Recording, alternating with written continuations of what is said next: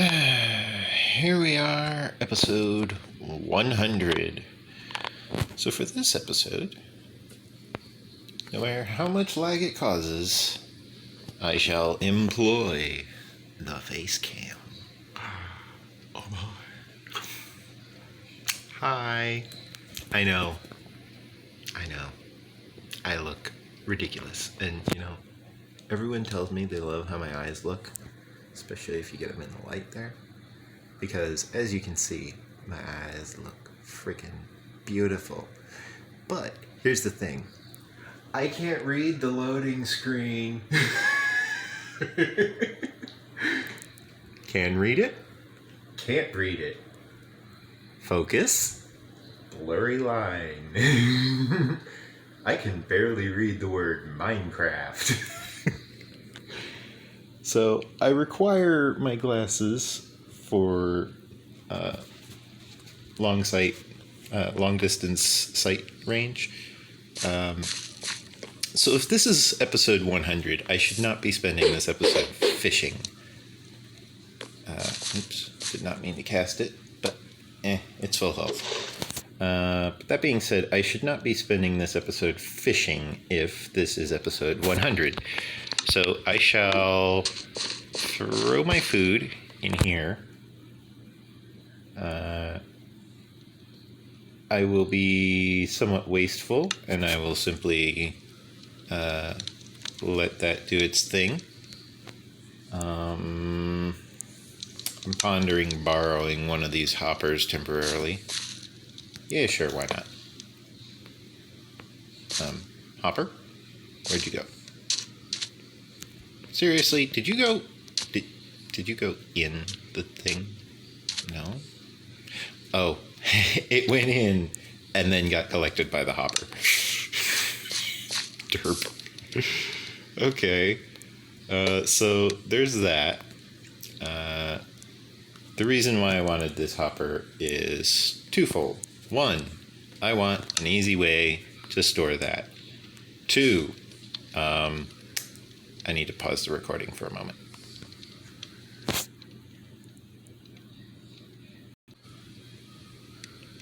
Okay, we're back. So, I can unplug this now. So, we have before us the chunk borders visualized. And the reason for this is because I'm going to be working on this kelp farm right here. And I want to know where I need to be careful of the chests being in more than one chunk. Specifically, I actually want to start it with them in more than one chunk. However, I'm fairly sure... Oh, no, yeah. Patterning from the left, this is a double chest. Then there's a double chest there, double chest there, double chest there, and double chest there. Yeah. So, I want a double chest in both of those chunks because I want it to say, okay, well, I'm loading that chunk because of this kelp farm, but I also, because of that double chest being there, need to load this chunk because that double chest is a part of this chunk. Now, if it decides against loading this chunk anyways, it's still going to regard that double chest as being at least a chest. If it doesn't, then it will simply not show up as an entity that it can interact with, which will mean, of course, that here, let me roll over so that I'm facing up, because it's much easier when I'm facing up. Okay, there we go. There, much better.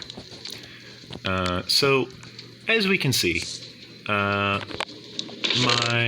double chest here is not on a chunk border. Now, if it decides that this chunk is not loaded, and this one is, and this double chest were to occupy these two spaces, then there is, in my opinion, a 50-50 shot that that chest will either be registered because this chunk is supposed to be loaded, but this one is not. So it will register, okay, there's a chest here. Or it will simply say, I don't know what to do. And it will say, you know, nothing's there. So this will just back up, you know. That's one example. It's not the best example, but it's an example. This needs to be actually moved this way. That's what I was going to do. So what I'm going to do is I'm going to angle my phone a little better so that I'm sitting with a bit of a shine. That way I get a... Oh, wow. All of those storage chests are on a chunk border. Oh boy, all the barrels. How about in here? Oh, yeah, that'd cause a lot of lag. Yep, this is why I want to always play with chunk borders visualized. So that lava, when it's toggling on and off, is right on a chunk border. So it needs to check each time if there's lava right next to it, which means it has to load this chunk. Now that's going to cause what's known as ticking tile entities. So somewhere in this chunk is just a bunch of things that get updated simultaneously. Could be that door, could be the barrel, could be the hopper, could be, well, the hopper's in this chunk. So the majority of this chicken farm is in the proper chunk. You know, it's in one chunk. However, I want this barrel moved back one chunk. That's literally the majority of the problem. And then when this thing's running, this is on a chunk border. Oh, God. Oh, that's horrible. Okay. So that's part of the reason why that's always freaking out, is because this is on a chunk border. No wonder this thing's a lag machine. This needs to be moved over that way 1 and that way 2. Yeah. Good Lord. In here, that's all one chunk. I really need a better texture pack. If someone can recommend a better texture pack, that would be great. Specifically a texture pack for visualizing chunk borders. As we've seen, I have one for X-rays. It's actually really nice. It's very functional. It's just there's difficulty in customizing it because I haven't actually studied how it's got its commands laid out. So I have difficulty handling the customization, but I could theoretically customize it and just make it so that I don't see, for example, Minecraft stone, and then it's actually Minecraft : stone, but everyone just says Minecraft stone. They never verbalize that there's a colon there.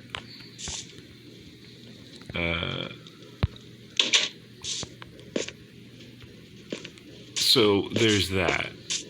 Then, let's see, what was I doing?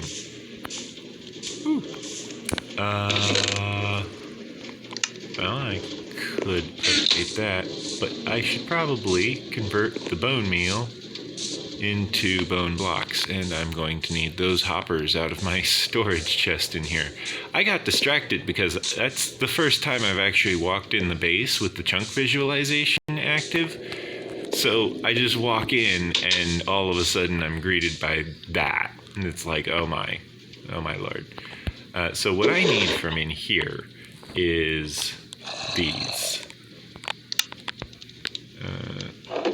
I will ignore for now the sound of zombies because zombies cannot break through the wall.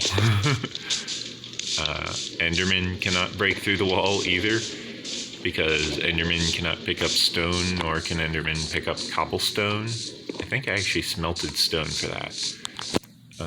That's where I got the smelted stone.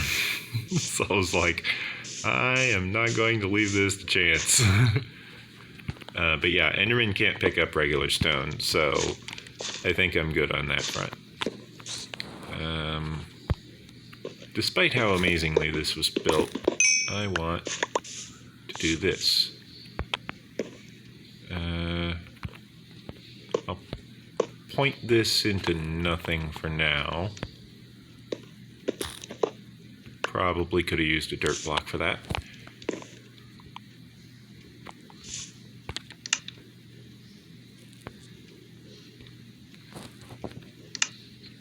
Now I want that, and then, oh, I'm not carrying any dirt blocks for once.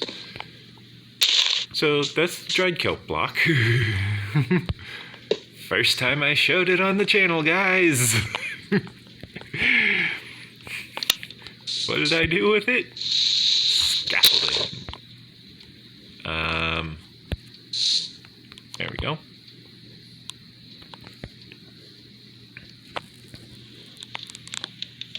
Nice. So now I have a fully automatic smoker. That allows me to do things such as this. Now, as the food is cooked, it will then funnel into the finished section where the hopper below pulls it out, but the hopper above is constantly trying to push in all of the other food sources that it's got. So now I can actually sit here and cycle through all of the different foods that I'm trying to cook. Oh, that's already cooked. So I'm able to, for example, predefine different slots for different foods. And then as this backs up, I can then proceed to empty it out into the nearby lava or the nearby cactus or what have you,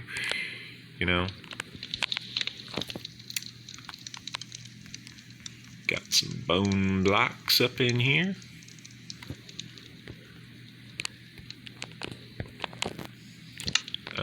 I may need to move my picture around a little bit as I play, but otherwise it's all good.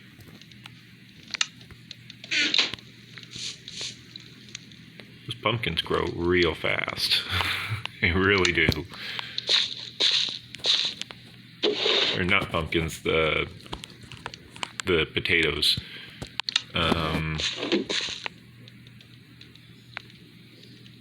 So yeah, the reason why I turned the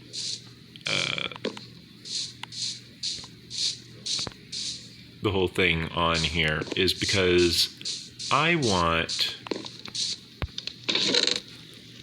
to have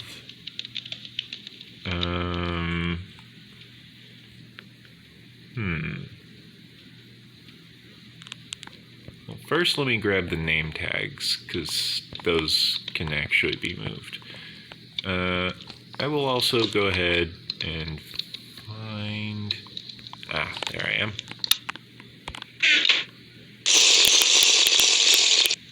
There we go. Got rid of the bad omen effect. Now I'm good. I did not have the particles because of one of the texture packs that I'm running, which I grabbed from Foxy No Tail's website. Foxy No Tail, of course, being a Minecraft YouTuber.